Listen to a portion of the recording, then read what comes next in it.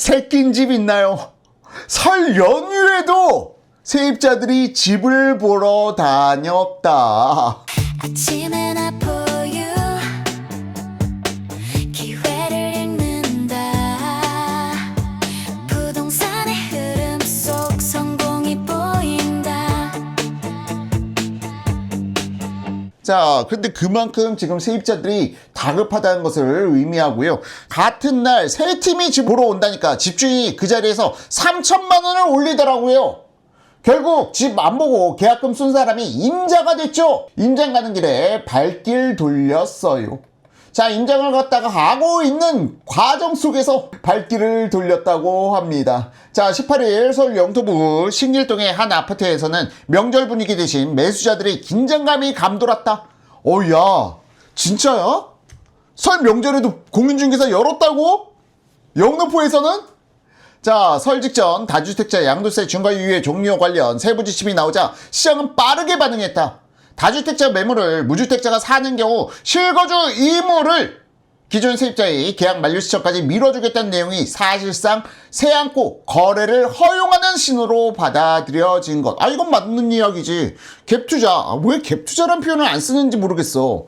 과거에는 그렇게 갭투자 하더니 이제는 갭투자라는 표현을 안 써. 이것도 정부 눈치 보나? A씨는 오전에는 계약금을 입금할 계좌도 알려주지 않더니 집 보기로 한두 시간 전 갑자기 3천만 원 올리겠다고 통보했다며 급해진 매수자 한 명이 먼저 계약금을 보내면서 상황이 끝났다고 말했다. 자, 지금 현재 다시 또 시작되었습니다. 집 보러 가는 사이에 내가 집을 보고 있는데 다른 공인중개사에서 연락이 와. 그 집 계약됐어요. 뭐지? 나는 지금 이제 집을 보고 있는데 계약이 됐대. 그것도 3천만 원이 오른 가격에. 이 시대가 다시 도래되었습니다. 과거에 3천만 원 제가 올려드릴게요. 근데 이 다음 타가 또 있어. 그래가지고 이 집주인이 다른 공인중개사에다가 3천만 원 더 올린다는 공인중개사가 있어가지고 저희 매물 내릴게요 하면은 그 순간 또 그럼 우리가 3천만 원 더 올려드릴게요. 자, 이 난장판이 다시 벌어지고 있습니다. 임대 매물이 지금 급감이 나타난 상황이고요. 서울에 전세 매물이 2만 건 밑으로 떨어지면은 이러한 일들이 항상 속출되어 왔어요. 항상 반복되는 일이야. 그런데 지금 전세 매물이 급감 추세가 더 가파르다. 지금 매물이 늘었다. 서울에 매물 많이 늘었어요. 그와 비례해서 지금 전세 매물과 월세 매물도 전세만 매물이 급감하고 있는 게 아니라 월세도 같이 급감이 나오고 있다. 자, 상황이 상당히 심각한 상황으로 가고 있습니다. 자, 지금 집 내부도 보지 못한 채 돌아선 A씨는 조급함만 더 커졌다고 한다. 그런데 이게 특정 단지에서 이런 일이 벌어진다고 볼 수가 없는 게 지금 여러 개의 단지에서 동시다발적으로 나오고 있는 상황이다. 자, 그러면 이 제보가 구체적인 걸 보니까 지금 이 부분에 대해서는 싫어한 것 같아. 설 명절에 직접 집 보러 가다가 집을 뺏긴 거야. 그것도 설 명절에. 정말 설 명절에 공인중개사무소 문을 열었단 말이야. 아마 셔터 내리고 열었었겠죠. 그래서 셔터 내리고 영업하는데 이렇게 사람들이 몰려들면서 전세 물건 나오면은 바로 뺏기는 그러한 상황이 펼쳐지고 있는 것 참 놀랍다라는 생각이 듭니다. 자, 그러면서 지금 이 아파트 전용 84스퀘어미터 상당히 구체적이에요. 그러니까 이게 소설은 아니라는 거지. 84스퀘어미터의 당초가는 10억 5천만 원, 전세가는 3억 5천만 원이다. 내년 9월 세입자 계약이 만료되는 조건으로 당장 필요한 현금은 7억 원. 자, 갭이 지금 7억이 필요했다. 자, 그런데 이게 지금 현재 제가 말씀드리자면 영등포구 신길동 준신축에 해당되는 거 아니야 이거? 너무 싼데 전세가가? 준신축 나홀로에 가까울 것 같은데. 그런데 지금 서울 외곽 지역 구축으로 가게 되면요 전세가율이 70%까지 올라갑니다. 이러한 부분들도 말씀드립니다. 자, 그러면서 이번 무주택자들은 이처럼 전세 세입자가 있는 집을 매수하기 위해 발빠르게 움직였다. 특히 관심은 15억 이하 주택에 집중됐다. 현재 주택담보대출 최대 한도인 6억 원을 활용할 수 있는 가격이기 때문. 자, 지금 더군다나 지금 현재 여러분들께 말씀드렸던 지역은 영등포구 내용을 말씀드렸는데 지금 현재 영등포구만 이렇냐? 아니다. 강서구, 염창동, 성북구, 기름뉴타운 일대가 대표적. 매수 문의가 몰리며 호가도 빠르게 뛰고 있다. 기름뉴타운 푸르지오 3단지 전용 5구 스퀘어미터는 8억 5천만 원에서 9억 3천만 원으로 올렸다. 야, 지금 기름뉴타운 5구 스퀘어미터가 10억을 뚫는 게 정말 이제 초읽기 단계로 들어섰다. 자, 기름뉴타운 84 스퀘어미터 10억 돌파했을 때 야 놀랍다 하고 박수를 쳤던 게 불과 몇 년 전이었는데 이제는 5구 스퀘어미터 20평형대가 10억 돌파를 초읽기를 눈앞에 두고 있다. 야. 이게 84가 아닙니다. 5구 스퀘어미터 20평대를 이야기하는 거예요. 그러면서 한 매수대 기자는 아직 매물이 충분히 풀리지 않은 것 같다며 적은 매물에 여러 명이 붙다 보니 가격이 순식간에 오른다고 말했다. 그러니까 가격을 올리는 게 탐욕 때문이 아니라니까. 가격이 올라가는 것은요, 이렇게 매물이 없을 때 매수자들이 몰릴 때 가격이 폭등이 나와요. 그런데 지금 이러한 부분들이 거래가만이 아니라 전세가 역시도 지금 미친 듯이 급등이 나오니까 지금 이것 때문에 올라가는 거야. 집값이 올라가는 건요, 전세 물량이 워낙에 쪼그라들어져 있다 보니까 기존의 전세가, 서울의 평균 전세가가 지금 6억 8천? 6억 8천 수준에서 전세를 살고 있던 사람들이 6억 8천에서 더 이상 전세를 살 곳이 없어. 그러니까 딱 어디야? 지금 바로 이 기사에서 언급하고 있는 기름뉴타운 5구 스퀘어미터 6억 8천, 내가 전세가가 6억 8천이었는데 1억 7천 정도는 대출 나오는데, 그러면서 지금 10억 미만의 주택에서 지금 난리가 났습니다. 지금 난리가 났어요. 그러면서 성북구가 집값이 떨어지지 않고 동대문구가 집값이 떨어지지는 않고 이러한 부분들이 지금 왜 발생되고 있느냐. 지금 이러면서 서울에서 이제 10억 미만의 주택 아파트들 5구 스퀘어미터 이상에서 10억 미만의 아파트는 이제 거의 찾아보기가 어려운 상황으로 전개되고 있는 것으로 보여집니다. 자, 지금 이러한 상황 10억 안쪽의 아파트, 10억 미만의 아파트, 15억 미만의 아파트들까지도 전부 다 그래도 대출은 나오니까. 하지만 특히 지금 급하게 움직이는 것은 10억 미만의 아파트들. 그리고 나면은 지금 이제 기름뉴타운이 5구 스퀘어미터가 다 10억이 넘어가. 그 다음은 어디라고 그랬지? 제가 여러 차례 말씀드렸죠. 기름뉴타운이 전부 다 10억이 넘어가. 5구 스퀘어미터 기준으로. 그 다음은 채팅방을 보시면 될 것 같습니다. 누군가 채팅방에 올려주시겠지. 안 올려주시면 뭐 어쩔 수 없고. 자, 온라인이 매물 뜨길 기다리면 늦을 것 같아 명절 내내 관심단지 인근 중개업소에 먼저 전화를 들리고 있다. 중개업소도 연휴를 사실상 반납했다. 진짜 했구나. 자, 성북구의 한 개업 공인중개사는 예상과 상황을 설명하며 매물이 나오면 바로 연락을 달라는 요청이 줄을 잇는다며 세입자 전세금을 당장 마련하지 못해도 남은 기간 준비를 해 돌려주겠다는 매수자도 있다고 전했다. 자, 그러면서 지금 갭투자 열풍이 다시 한번 물밀듯 몰려올 수 있다라고 아포유가 예상했던 부분이 벌써부터 신문기사로 이렇게 터져나오고 있습니다. 자, 그러면은 제가 매물이 늘어난다고 해서 집값이 떨어질 것이냐? 전 결코 아니라고 했죠. 매물이 아무리 늘어나도 수요가 그만큼 더 집중해서 나오게 되면요, 거래량이 서울 1만 건 돌파, 제가 봤을 땐 지금 현재 분위기로 봤을 때는 3월 거래량 1만 건 돌파도 가능할 수 있다. 그리고 3월에 거래량 1만 건 이상 돌파하게 되면요, 이거는 패닉이야. 집값 하락이 뭔 소리야. 거래 1만 건이 터져 나오면요, 폭등이에요, 폭등. 또 안 그래도 폭등하고 있는 시장에 불난집에 기름을 붓는 격이 바로 올해 3월에 펼쳐질 수 있습니다. 자, 지금은 아직 설 명절 지나자마자 일주일은 사실은 눈치 보기야. 그런데 지금 벌써 이런다? 이번 주말부터 어떨지 지금 난리가 나지 않을까라는 생각이 듭니다. 자, 다음 5구 스퀘어미터, 전용 5구 스퀘어미터가요, 바로 그거예요. 전용 5구 스퀘어미터는 20평대, 우리가 말하는 26평, 7평, 8평 이게 공급 면적이고 전용 면적으로는 18.1평입니다. 18평. 전용 면적 18평이라고 보면 될 것 같습니다. 자, 이렇게 계산까지 확실하고 넘어가야 될 것 같아.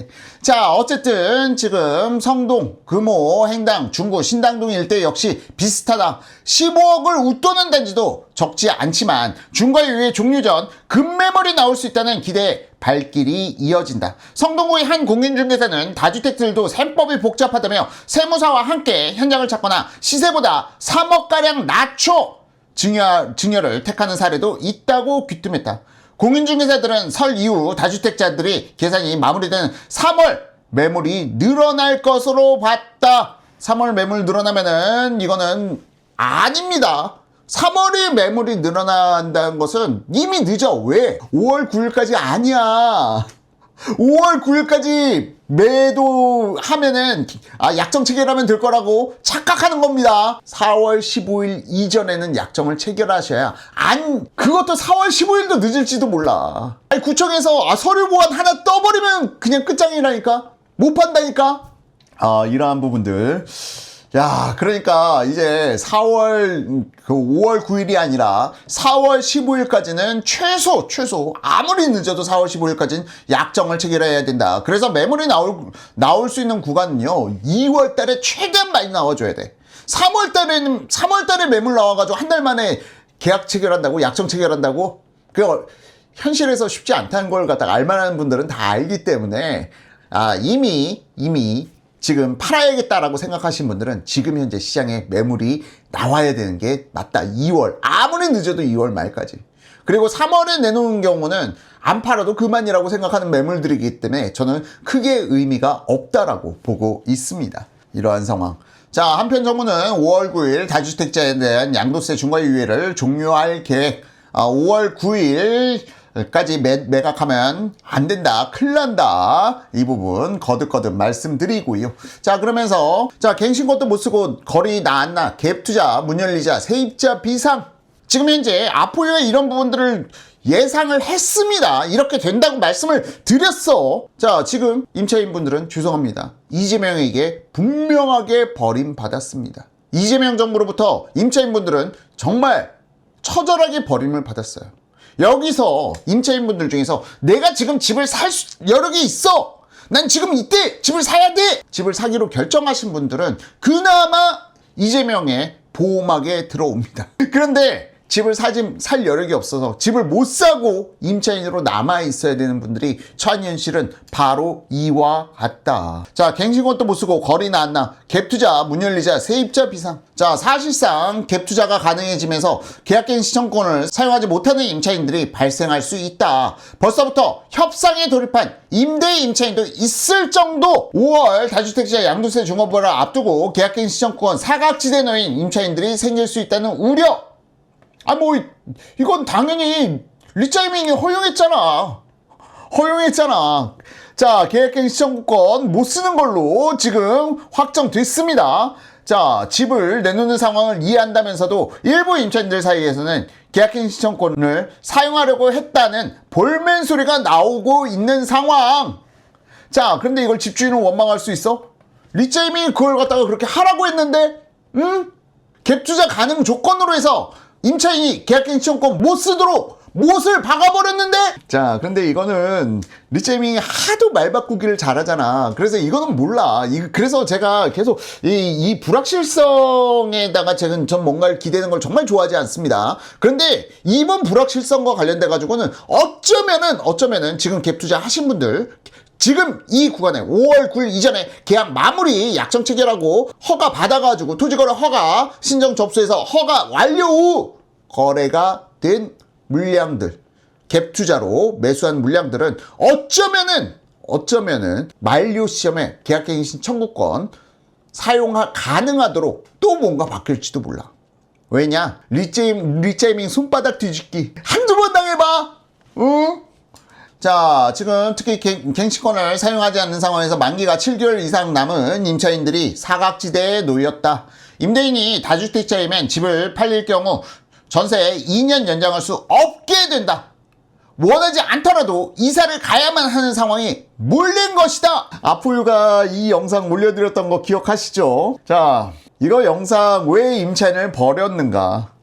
왜 임차인을 버렸는가? 이거 보시면 답이 다 나와 있어. 임차인이 버림받았다는 거. 이걸 갖다가 무려 8일 전에 올렸단 말이야. 이런 상황에 대해서 이거 난리가 나겠는데 싶어가지고. 자, 여러분, 아포유는 항상 빠르다는 거. 자, 지금 이 상황이 무슨 상황인지도 모르고 왜 이러지? 그러신 분들, 지금 임차인 분들은 이재명에게 버림받게 맞다. 그리고 자꾸 제가 이런 영상들을 올리다 보니까 아니 댓글창에 아무래도 이재명 대통령 지지자분이신 것 같죠? 그런 분들이 야, 다주택자들이 무슨 임차인 걱정하고 GR이야 하면서 막 흥분해가지고 야, 이 적폐들, 야, 니들이 무슨 임차인들을 걱정해주는 인간들이야 하면서 댓글들이 악성 비난들이 상당히 많이 있어요. 많이 쌓였는데 그렇게 흥분하시는 분들께 한번 여쭤보겠습니다. 혹시 임차인이세요? 정말 임차인이십니까? 지금 임차인분들의 상황에서는 정말 발등에 불 떨어지는 것 같은 느낌이에요. 더군다나 전세 매물을 급감한다는 걸 그들도 모르고 있질 않아. 시장에 나가보면은 전세 매물이 우리가 계약했을 때는 이게 5억에 계약했는데 지금 전세가 6억 5천? 7억? 이러고 있단 말이야. 그런데 임대차 갱신권도 못 써? 이분들 지금 패닉이야, 패닉. 그런데 이런 상황에서 아포유 다주택자가 무슨 임차인 편을 들어주고 있는 척하고 있어. 대근 임차인 아니신가요? 임차인이 아니시면서 왜 이렇게 흥분하십니까? 지금 이 상황을 인지하지 못하고 있는 사람들은 대부분 다 1주택자거나 아니면 공공임대 들어가 계신 분들. 지금 민간임대에 들어가서, 민간임대란다. 일반적인 다주택자 임차자들은 지금 상당히 불안한 시국에 있는 것은 팩트입니다. 그리고 여기에 이 불안감을 갖다가 정부는 애써 외면하고 있어요. 어떻게 생각하십니까? 자, 여러 차례 말씀드렸지만 사실 임대인과 임차인은 적이 아니에요. 공생관계예요. 그런데 이걸 갖다가 문재인 정부에서 억지로 임대인, 임차인을 갈라놔가지고 적의 관계를 만들어놨어. 하지만 임대인과 임차인은 원래 훨씬 더 좋은 관계에 있었다. 여러분들이 임대인을 어떤 임대인을 만나셨는지는 모르겠습니다만 지금까지 제가 경험해봤던 임대인분들은 정말 고마운 분들이었어. 저 역시도 임차인이었던 시절이 있었고 항상 저에게 임대인분들은 정말 친절하고 고마운 분들이었습니다. 그래서 저 역시도 제가 임대를 놓을 때 친절한 임대인이 되려고 노력을 해왔어요. 그런데 이런 사회적으로 만들어져 왔던 암묵적인 이러한 친절이란 것을 시장에서 걷어내가 주신 분이 바로 문재인 정부였다. 그런데 그들이 지금 여전히 문재인 정부를 찬양하고 이재명 정부를 잘한다고 쾌재를 부르고 지금 이 상황에 대해서 결국 가장 피해받는 사람은 누구입니까? 지금 가장 피해를 받는 사람. 자, 이 상황을 만든 것은 여러분 문재인이자 이재명이에요. 여러분들 지금 임차인분들이 정말 힘들어진 이유는 여러분들이 그렇게 우상으로 만들었던 문재인과 이재명이었다고요. 그리고 선량한 임대인들도 많아요. 정말 선량한 임대인들 많아. 그걸 갖다가 해체시키는 게 이재명 당신이라고. 선량한 임대인들이 보유세, 종부세 이런 거에 못 견뎌가지고 밀려나는 것은 선량한 임대인들이라고요. 안타깝죠. 부자 철학자님께서 세입자가 나보다 더 부자임. 그거는 좋은 곳에 입지한 부동산을 가지고 있다는 증거야. 자, 이런 것들은 어디냐? 성수동이라든지 아니면은 반포라든지 아니면 한남동이라든지 이런 거에 최고급 주택 가지고 있는 곳들이 있잖아요. 이런 곳은 월세가 2천만 원, 3천만 원 하는 곳들. 그런 곳들은 세입자가 집주인보다 원래 부자입니다. 세입자가 원래 집주인보다 부자인 거야. 특히 전세가 15억 넘어가는 곳들.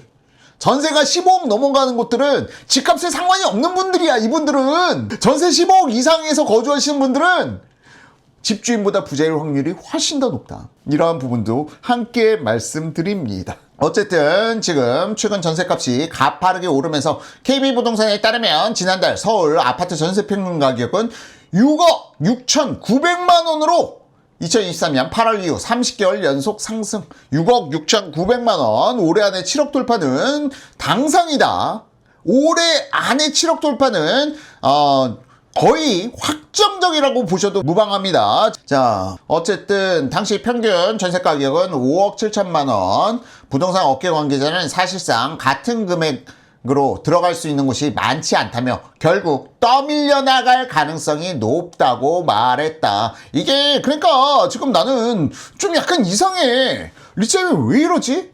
왜 자살행위를 하고 있지? 이건 정치적 자살행위에 가까운데? 라고 생각이 드는 부분이 바로 이런 부분들이다. 자, 양도세 부담에 급매물 증가, 전월세 시장 불안은 우려, 전월세 시장 매우 불안하다는 걸 갖다가 계속 언급하고 있고요. 자, 전문가 5인이 내다본 설 이후 부동산 시장에 대해서 보유세 인상 등 정책이 핵심 변수이다. 다주택자 절세 매물로 공급 늘어날 것 같다. 강남 3구 등 가격 조정 가능성, 거기다가 무주택자에겐 내 집 마련 기회. 진짜 이건 정말 중요한 거야. 가장 중요한 건 여기에서 뭐 다른 것보다 무주택자분들 내 집 마련 기회. 여기에 대해서 아니 당신들은 이미 집이 있잖아요. 그런데 왜 지금 여기에 이렇게 긴장하고 계신 겁니까? 바보들이지 이런 이야기 하는 사람들. 진짜 바보들이야. 자기밖에 몰라. 그냥 사람은 그러니까 자기 관점은 자기의 지적 수준에서 자기의 환경 수준에서 세상이 보인다는 말이 있잖아요. 나이 50 돼 보시오. 나이 50 돼 보시고 나이 60 가까이 되었을 때 자녀분들 시집 간다고 할 때 장가 간다고 할 때 그 느낌 한번 경험해 보시오. 그러면 이런 말이 쉽게 나오나.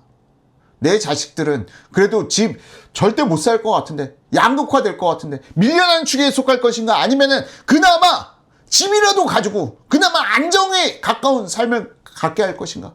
여기에 대해서 고민하는 부모님들, 그 부모님들이 다 다주택자인가? 그 부모들의 입장에서 자녀에게 어떻게든 집 한 채라도 마련하게 해주고 싶은 그러한 심정.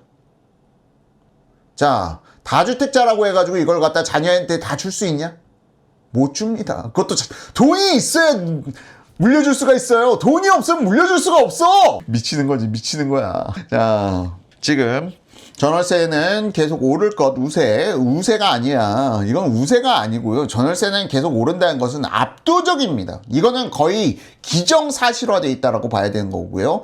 자, 5월 양도세 중과 시행 이후 매물장님 나타나 집값 뛸 수도. 5월 양도세 중과 시행 이후 매물장님 나타나 집값 뛸 수도.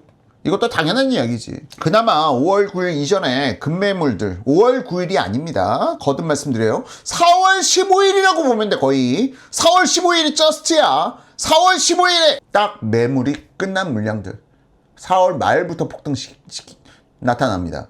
급매로라도 팔려고 했던 물건들. 아니 4월 15일 지나면은 양도세가 다주택자 양도세가 얼마? 75%? 아니 지방세 왜 빼요? 82.5%? 못 팔아. 매물 걷어. 그럼 저가에 나왔던 물량들 4월 15일 지나면은 싹 다 빠지는 거야. 5월 9일 아닙니다. 계속 말씀드려요. 그래서 4월 말에 더 폭등이 나오는 거야. 5월 9일의 폭등이 아니라. 자, 거기다가 지금 현재 상황에서 만약 거래량 폭발 3월 달에 거래량 1만 건 이상 폭발 나온다? 미치는 겁니다. 시장은. 정말 시장은 미치는 거예요. 감당 안 되는 상황이 펼쳐진다. 거래량 1만 건. 잠시만요. 분명 겨울인데 왜 이렇게 덥냐.